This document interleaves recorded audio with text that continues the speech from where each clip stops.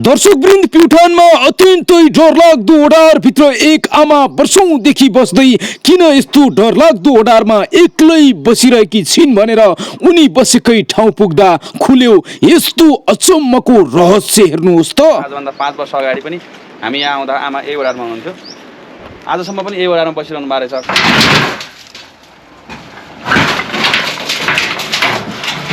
हामी प्युठान जिल्लामा छौँ र यो ओडारमा एकजना आमा वर्षौंदेखि बस्दै आउनुभएको छ। आजभन्दा 5 वर्ष अगाडि पनि हामी यहाँ आउँदा आमा यही ओडारमा हुनुहुन्थ्यो। आजसम्म पनि यही ओडारमा बसिरहनु भएको रहेछ। कस्तो छ उहाँको अहिलेको अवस्था यो भित्र हेर्न जाँदैछौँ। बिमला आमाको घर हो है यो।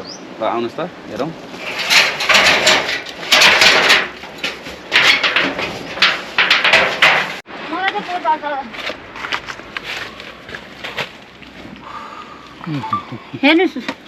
आदरणीय दर्शकवृन्द, यो प्युठान जिल्लामा रहेको एउटा ओडार हो। यहाँ बिमला आमा वर्षौंदेखि यही ओडारमा बस्दै आउनुभएको छ। उहाँ यहाँतिर खाना पकाउने ठाउँ छ भने यो चाहिँ अलिकति खाली स्पेस छ, सलिड सानो एरिया रहेछ पछाडि, तर साह्रै डरलाग्दो रहेछ। चमेराहरू पनि रहेछन् भित्र। आमा केही वर्षदेखि यही ओडारमा बस्दै आउनु भएको छ। किन बस्नुहुन्छ, के को लागि बस्नुहुन्छ भन्दा गरिब दुखीको को नै छ र के नै छ र यही ओडार नै हो, भगवान्ले बनाइदिएको घर हो भन्ने खालको कुरा गर्नुहुन्छ। 5 वर्ष अगाडि आउँदा पनि आमा यहीँ हुनुहुन्थ्यो। धेरै पटक भनिसकेँ मैले। डर लाग्छ र मर्न। यो डर लाग्ने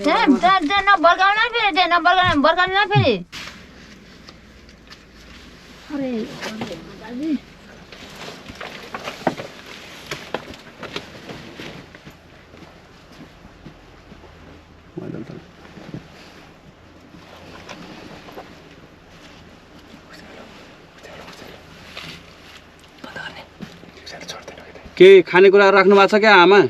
हजुर, काम गर्ने कोही छैन, काम गर्न सक्नु दिन मन छ। दोकानले पर्काउला मार्ला दिन आउने एक सुख छैन। अब केले के खाने, काम गर्न सकिन्न।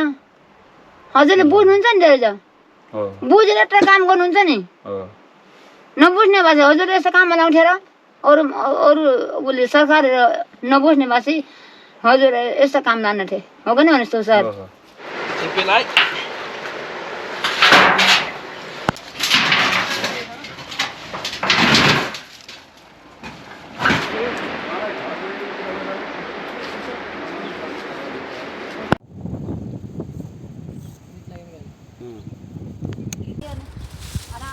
बार्नु पर्यो भनेर भोक लाग्छ नि सर। सबै सोध्छु मैले होइन, अब यता अलिक काममा हिँड्दा छैन। हजुर सबै सोध्छु। कहाँ गएर आइपुग्नु मलाई बिर्सन भयो क्या? कहाँ बिर्सिने हो? मेरो घरमा दुश्मनी र आउँदै खतम। अनि चाहिँ तपाईँहरू सम्झेँ मैले अति यही गाउँको पागलले आगो ठोकेपछि यहाँ आएर म देखिले काम गरेर खानु पर्ने पर्यो नि। हजुर हो त, काम गरेर खानु पर्यो नि। कुन चाहिँ म काम गर्न होइन र। अनि अब यहाँ आएर आगो ठोकेपछि एउटा नाम केही छैन बाबु। त्यही डो ठाङ्ना ठोक्ने गुन्ने ठाङ्ना पनि सर्जा खुङ्री गरेर साग ठाङ्ना माग लिएर पर्जा हाल्छु। त्यही रेटो घरमा ड्वाङमा बक्कै पढिन्छु सर। के भन्नु खानेकुरा केही सकिन्छ छैन घरमा? अनि मैले आगोले पोल्दै के सब खानुबारी आगो पर्छ मागको महिना खानेकुरा पनि खानेकुरा। आजकल त तपाईँ यहाँ बस्नु नरे भन्ने सुन्थेँ त मैले। किन बस्नु नि त कोसको बाबु चाहिँ भने त्यसको बाबु त मैले काटेर आउँछु है सर।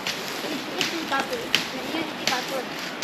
त यो काट्नु त कति काट्ने हो? कति काट्नु साह्रो काट्ने हो? यो पुरै काट्ने हो? यति एउटी डाङ्ना काट्छु र कहिले हुन्छ कति कस्तो हुन्छ म काट्छु। हात जानु होला नि फेरि खुब लाग्छ हँस त। केही हुँदैन नि काटेर?